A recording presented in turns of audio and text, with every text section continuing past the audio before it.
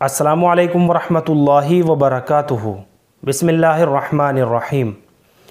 नहमदुहू व नुसल्ली अला रसूलिहिल करीम। अम्मा बाद। मोहतरम नाज़रीन इकराम, उम्मीद करता हूँ कि आप सभी हज़रात खैर व आफ़ियत से होंगे। अल्लाह आप लोगों को खुश रखे और इस माह मुबारक की तमाम खुशियाँ हम सबको नसीब फ़रमाए। एक भाई ने सवाल किया है कि फ़ितरा किसे कहते हैं और किसके ऊपर वाजिब है। तो चलिए मोहतरम नाज़रीन इकराम, भाई के सवाल का जवाब भी देते हैं और इस मसले को अच्छी तरह समझ लेते हैं, और मैं आपको बहुत आसान अंदाज में समझाने की कोशिश करूँगा। देखिए, जो मुसलमान इतना मालदार है कि उस पर ज़कात वाजिब है या उस पर ज़कात वाजिब नहीं, लेकिन कर्ज़ और ज़रूरी असबाब और इस्तेमाल की चीज़ों से ज़ायद उतनी क़ीमत का माल या असबाब उसकी मिल्कियत में ईद उल फ़ितर की सुबह सादिक के वक्त मौजूद है उसके पास, जिसकी मालियत 52.5 तोले चांदी की कीमत के बराबर हो या उससे ज़्यादा हो, तो उस पर ईद उल फ़ितर के दिन अपनी और अपने नाबालिग बच्चों की तरफ से सदका देना वाजिब है। चाहे वो तिजारत का माल हो या वो तिजारत का माल ना हो, चाहे उस पर साल गुज़रा हो या उस पर साल ना गुज़रा हो, इस सदक़े को सदक़े फ़ितर कहते हैं।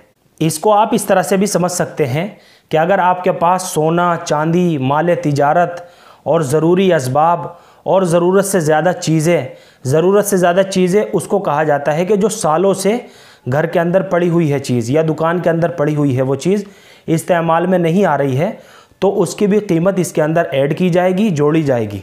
अगर उसकी कीमत 52.5 तोले चांदी के बराबर पहुँच गई या उससे ज़्यादा हो गई, तो फिर सदका फ़ितर उसके ऊपर वाजिब है। एक हदीस मुबारक में है, हज़रत अब्दुल्लाह इब्न मसूद रज़ी अल्लाह ताला अन्हु फरमाते हैं कि रसूल अकरम सल्लल्लाहु अलैहि वसल्लम ने रोज़ों को फजूल, लायानी और फ़ोहश बातों के असरात से पाक साफ़ करने के लिए और मिस्कीनों और मोहताजों के खाने का बंदोबस्त करने के लिए अल्लाह के नबी सल्लल्लाहु अलैहि वसल्लम ने सदका फ़ितर को वाजिब करार दिया है। यानी अगर आप गौर करें तो इस हदीस पाक के अंदर सदका फ़ितर की 2 हिकमतों और उसके 2 ख़ास फ़ायदों की तरफ इशारा फरमाया गया है। पहली बात यह है कि मुसलमानों के जश्न और ख़ुशी के इस दिन में सदका फ़ितर के ज़रिए से मिस्कीनों और मोहताजों की भी शिकम सेरी और आसूदगी का इंतज़ाम हो जाएगा। यानी जब आप सदका फ़ितर अदा कर देंगे तो गरीबों के, मिस्कीनों के और मोहताजों के बच्चे भी अपने घरों के अंदर खुशियाँ अच्छे से मनाएंगे। यानी आपके सदका फ़ितर के ज़रिए से उनकी ईद भी अच्छी हो जाएगी।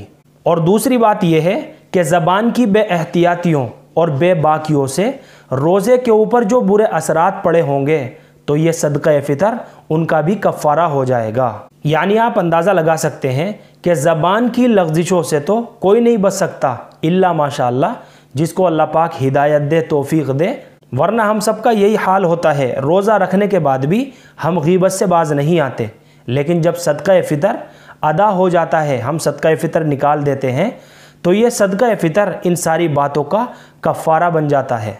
तो अगर अल्लाह ने आपको इतना माल और दौलत दिया है कि आप सदका फ़ितर आसानी के साथ निकाल सकते हैं, तो आप अपना फ़ितरा ईद की नमाज से पहले अदा कर सकते हैं। वरना अगर आपने ईद की नमाज के बाद निकाला तो आपका ये मुतलक सदका कहलाएगा, फ़ितरा आपका अदा नहीं होगा।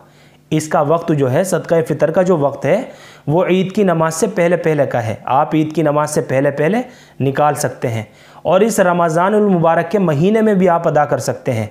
मुझे उम्मीद है कि आप सभी हज़रात को अच्छी तरह समझ में आ गया होगा। अल्लाह हम सबको सुन्नत व शरीयत पर पाबंद फरमाए।